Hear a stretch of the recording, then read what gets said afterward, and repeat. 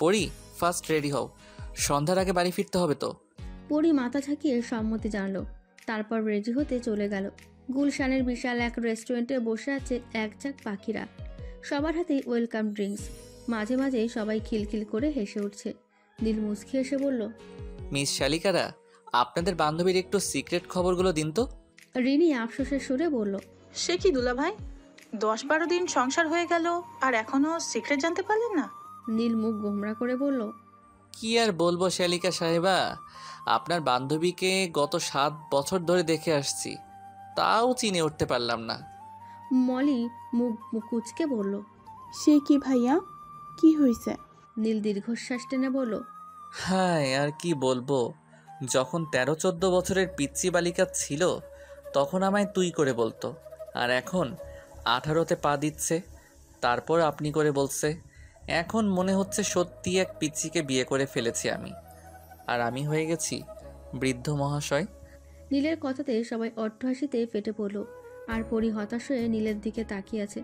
বেচারা পরির অবস্থা নাজেহাল করেই ছাড়বে এরা।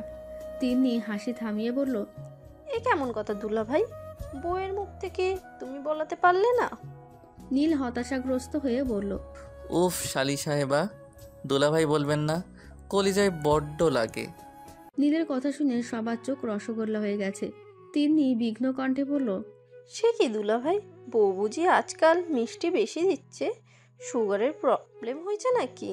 তিন্নির কথার প্রত্যুত্তরে নীল বলল, ঝাল মিষ্টি টক সবই দিচ্ছে শালি সাহেবা, কিন্তু আপনি বলে বর থেকে বুড়ো বানিয়ে দিচ্ছে যে। এতক্ষণ পরি চুপ থাকলেও এবার আর থাকতে পারল না। পরি চোখ রাঙিয়ে বলল, এই তোরা থামবি? তোদের পাশে যে দুটো বাচ্চা আছে দেখছিস না? রিনি মুখ দিয়ে ও শব্দ করে বলে, হায় হায়, আমি তো ভুলে গিয়েছিলাম আমার ডার্লিং যে পাশেই আছে। আমার ভেঙচি কেটে বলল, তোমায় আমি আর বিয়ে করব না। হবু বরকে ভুলে যাই যে তাকে বিয়ে করে দেখব। আমি আছে, বরযাত্রী আছে, কিন্তু বইয়ে নেই। আমানের কথায় সবাই অট্টহাসিতে ফেটে পড়ল। পরীর চোখের সাথে নীলের চোখাচোখি হতেই পরি নীলকে ভেঙচি কেটে দেয়। আর নীল চোখ মুখ কুচকে ইশারাতে চুমু দেখিয়ে দেয়। পরীর লজ্জায় ব্লাশিং হতে থাকে, যার ফলে পরীর বান্ধবীরা পরীকে পিঞ্চ কাটতে থাকে।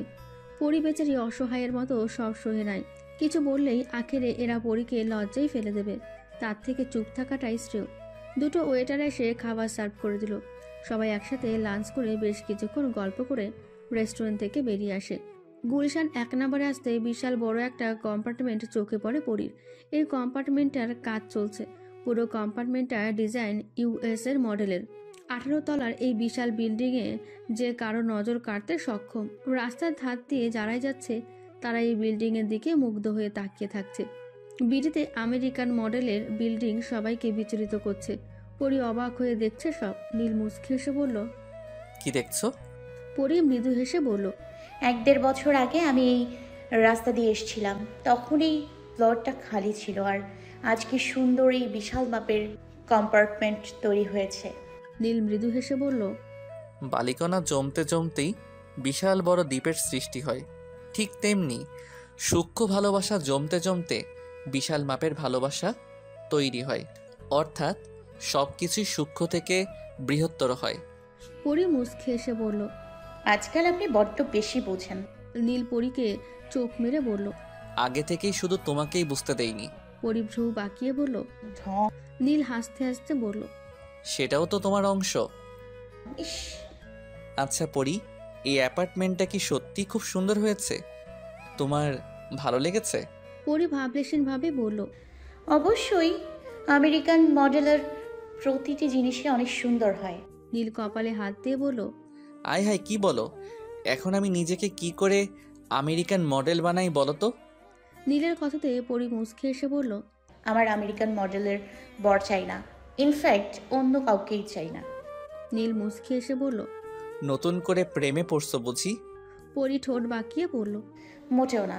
নীল হাসতে হাসতে বলল, সামথিং সামথিং। পরি মুখ ঘুরিয়ে বলল, নাথিং নাথিং। তখনই আমার আর নিশা এসে হাজির, হাতে এক গাদা জিনিসপত্র।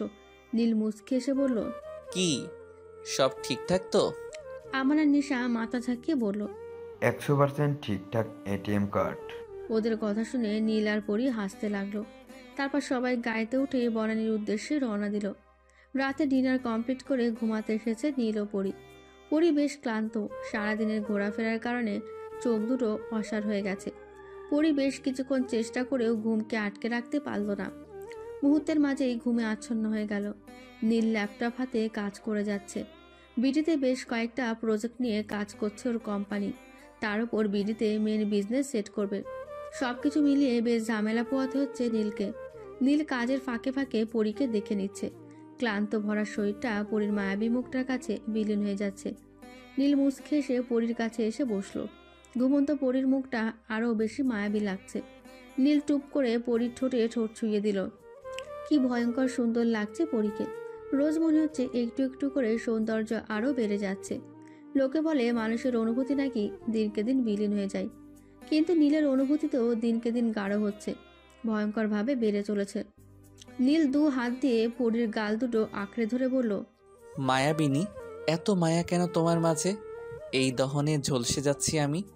এই অনুভূতি আমায় শেষ করে দিচ্ছে। কি করলে মিলবে শান্তি? অশান্ত বুকে তোমার মাথা গুজে শান্ত করো আমায়। আমি যে নিঃশেষ হয়ে যাচ্ছি। এই সব বুলি আওড়াতে আওড়াতে নীল পরীর ওপরই কখন যে ঘুমিয়ে পড়ল তা নীলের অজানা। শীতকালের শীতের মাঝে দুজন দুজনার উষ্ণতা পেয়ে একে অপরকে আঁকড়ে ধরে নিল। দুজনেই ঘুমের মাঝে একে অপরকে নিয়ে স্বপ্ন বুনতে থাকলো। সকাল হতে না হতে পরীর মুখে একরাশ কালো মেঘ এসে জড়ো হয়েছে। চোখ দুটো পানিতে টইটুম্বুর। আরেকটু হলেই বুঝি তীব্র অশ্রুবর্ষণ নেমে যাবে। নীল ব্যালকনিতে দাঁড়িয়ে আছে। মনটা বেশ অশান্ত, বড্ড কষ্ট হচ্ছে। ইচ্ছে হচ্ছে সব ভেঙে গুঁড়িয়ে দিতে। জীবনের প্রতি খুব রাগ হচ্ছে। সুখ নামক পাখিটা জীবনে কিছুতেই স্থায়িত্ব পাচ্ছে না। একটা না একটা ঝড় এসে সব ওলটপালট করে দিচ্ছে। সকালে নাস্তা খেয়ে উঠেছে মাত্র, ঠিক তখনই লন্ডনের ম্যানেজার ফোন করে জানালো অন্য একটা কোম্পানি টেন্ডার নিয়ে ঝামেলা করছে। যদি আগামী 4 মাসের মধ্যে সমস্ত প্রোডাক্ট ঠিকঠাক না ডেলিভারি করতে পারে তো কোম্পানির বিশাল বড় লস হয়ে যাবে, যার জন্য কোম্পানির বিশাল মাপের টাকা অন্যান্য ডিলারদের হাতে চলে যাবে। তার ওপর কোম্পানির বেশ কয়েকটা প্রজেক্ট নিয়ে কাজ করছে, সেইগুলো বিপর্যয়ের মধ্যে পড়ে যাবে। আর ব্যাংকের কাছে বেশ মোটা অঙ্কের টাকা ঋণগ্রস্ত হতে হবে। এই লস পুষিয়ে নিতে কয়েক বছর লেগে যাবে, আর কোম্পানির র্যাঙ্কিংয়ের সর্বনিম্ন তালিকায় চলে যাবে, যা অত্যন্ত হতাশাজনক আর লজ্জারও। নীলের মন বিন্দুমাত্র চাইছে না পরীকে ছেড়ে যেতে। নীল জানে পরী কোনোভাবেই নীলকে বাধা দেবে না, কারণ এত বড় ক্ষতি পরী কখনোই চায় না। কিন্তু পরীর মন তো নীলকে চাইছে না ছাড়তে। নীলও তো পরীকে ছেড়ে যেতে চাইছে না। বিবেক আর মন যুদ্ধরত, মাঝে দুটো মানুষ পুড়ছে কঠিনভাবে। নীল পকেট থেকে সিগারেট বের করলো। এই সিগারেট জীবনের ভয়ঙ্কর এক সঙ্গী ছিল। অবশ্য এই 10-12 দিনের মাঝে একটি সিগারেটও খায়নি নীল, কিন্তু আজ মন অশান্ত, জীবন ব্যতীত। প্রিয়তমকে ছেড়ে যেতে ইচ্ছে করছে না নীলের। পরীকে যে সঙ্গে নিয়ে যাবে তারও কোনো উপায় নেই। এমার্জেন্সি পাসপোর্ট বানাতে গেলে 10 দিন লাগবে, আর নীলের হাতে সেই সময়টুকুও নেই।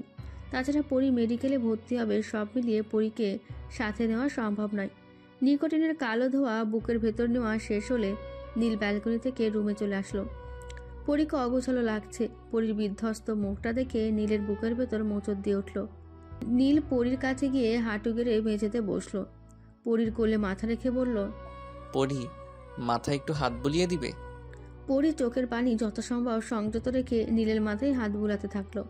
কিছুতেই নীলকে দুর্বল হতে দেওয়া যাবে না, আর না নীলের কাছে নিজের দুর্বলতা প্রকাশ করা যাবে। কিন্তু মন কতক্ষণ পারবে নিজেকে দমিয়ে রাখতে?